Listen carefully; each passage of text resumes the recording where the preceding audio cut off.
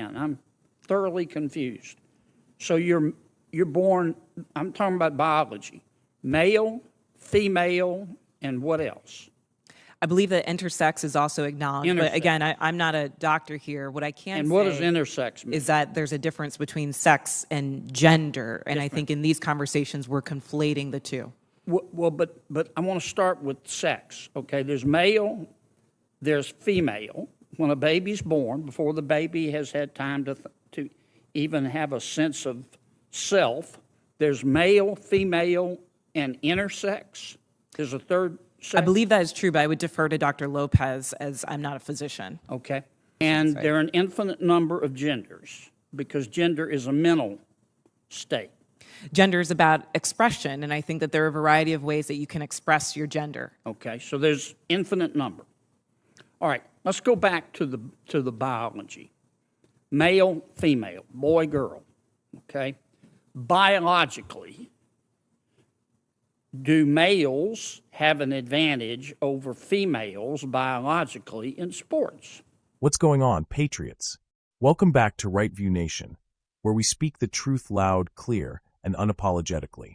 If you're tired of the left's never-ending identity circus and their war on common sense, you're in the right place. So today, buckle up. We're diving into one of the most mind-blowing Senate exchanges I've seen in a long time. Senator Kennedy. Thank you, Mr. Chairman, and thanks to all of our witnesses here today. Ms. Robinson, I want to follow up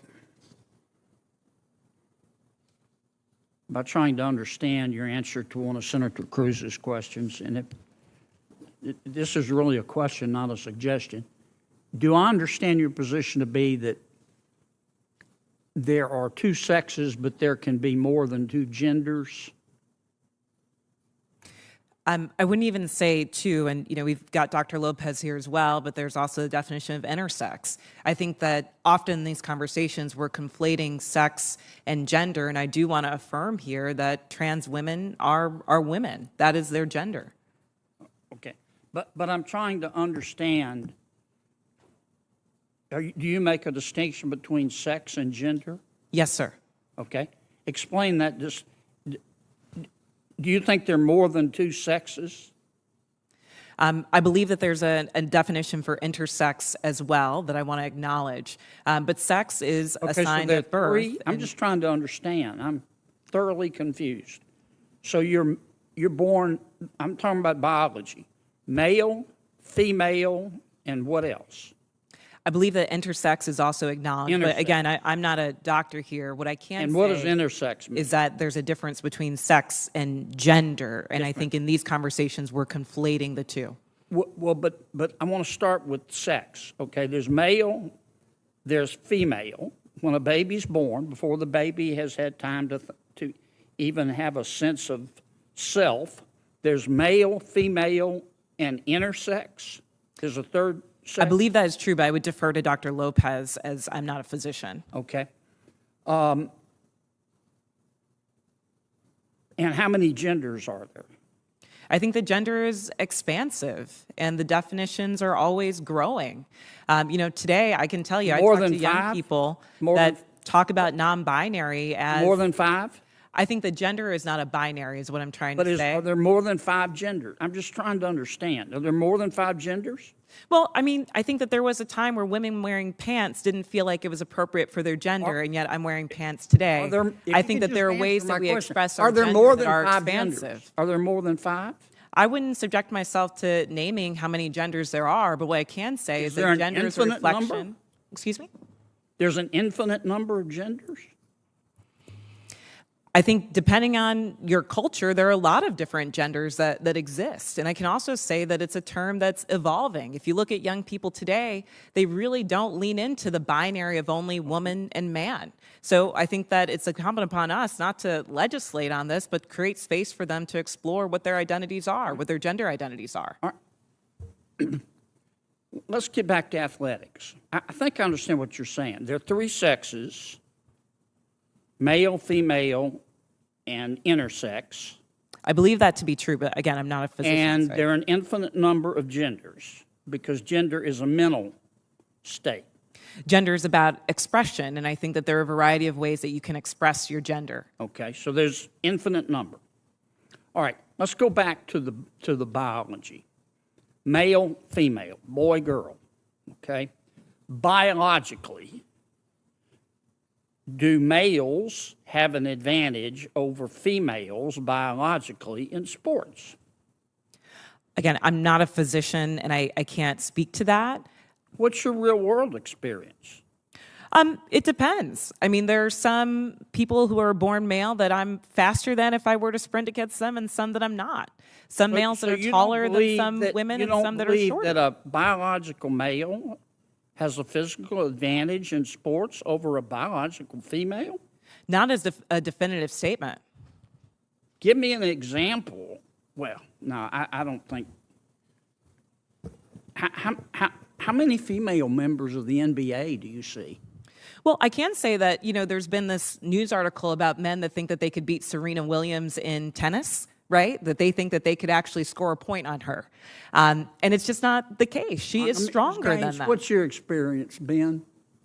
Male, female? Both Serena and Venus lost to the 203rd ranked male tennis player, which they're phenoms for women. My experience, my husband, he swam at University of Kentucky as well. In terms of accolades and in terms of national ranking, I was a much better swimmer than him. He could kick my butt any day of the week without trying. Okay. I just think, Ms. Robinson, I'm trying to understand where you're coming from. I think you lose a lot of credibility when you don't concede that a biological male has physical advantages over a biological female. I mean, I just think that's a proven fact, and you really hurt your credibility. I understand you want the world to be a better place. I do too, and I don't think people ought to be discriminated against because of an immutable characteristic. I don't. And I think that I think everybody ought to be free to be themselves. And what you do in your bedroom or what I do in my bedroom with a consenting adult is nobody's business. But if what I do in my bedroom with a consenting adult, if I decide I want to tell somebody's child about it, then other people have rights too. And I think parents have rights. And I think biological females have rights to be able to compete fairly in sport, in sports. So I really think you hurt your credibility when you refuse to acknowledge that biological males have an advantage over biological females. It kind of makes me wonder about all your testimony. Thank you, Mr. Chairman. Kennedy. I'm sorry, go ahead.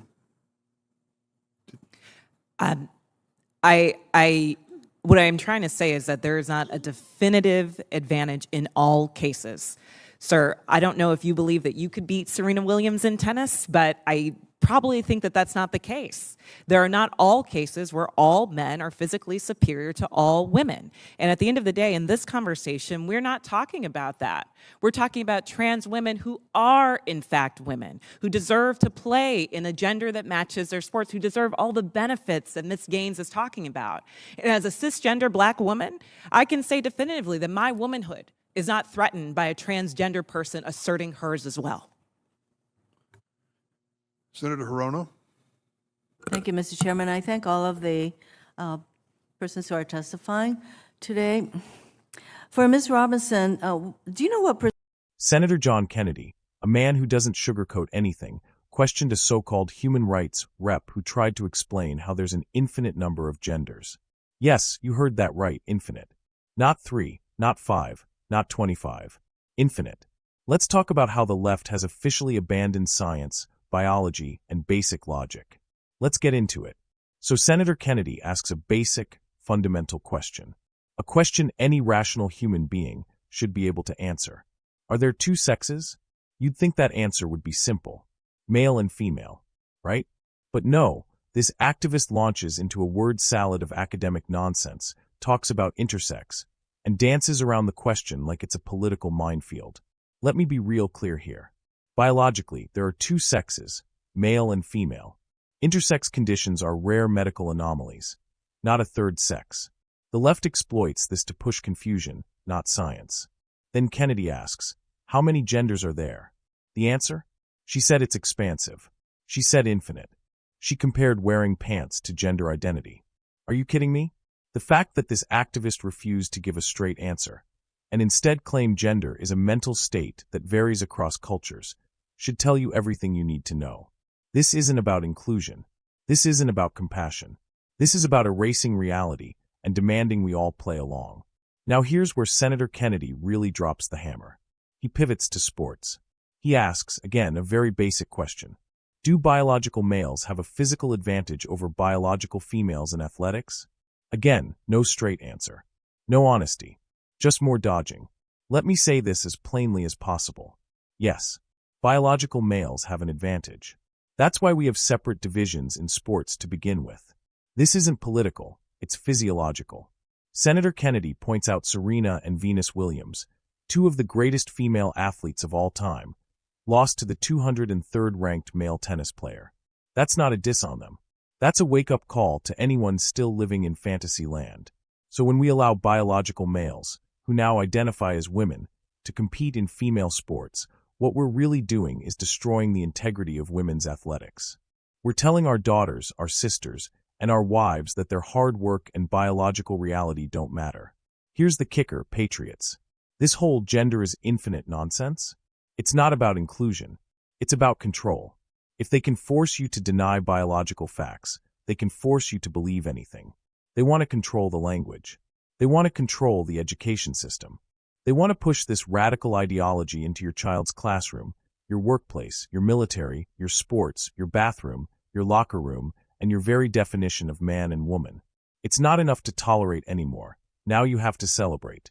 And if you dare ask questions like Senator Kennedy did, they'll call you a bigot, a transphobe, or worse. But I'll say what they're too afraid to admit. There are two sexes, male and female. There are two genders, man and woman. And truth doesn't evolve just because some activist decided it's expansive. America is a place of freedom, but freedom doesn't mean denying truth. It means standing up for reality, even when it's uncomfortable. Senator Kennedy stood up and asked the questions millions of Americans are thinking. And the activist? She didn't have answers, just ideology. It's time to push back. It's time to reclaim truth, logic, and sanity. It's time to protect women's sports, protect our kids, and protect this country from being dragged into delusion. If you agree, hit that like button, subscribe to Right View Nation, and share this video with every sane person you know. Let's send a message that we're done playing pretend. This is the hill we stand on, patriots. And we're not backing down. God bless America. God bless truth. And God bless every man and woman still standing up for it.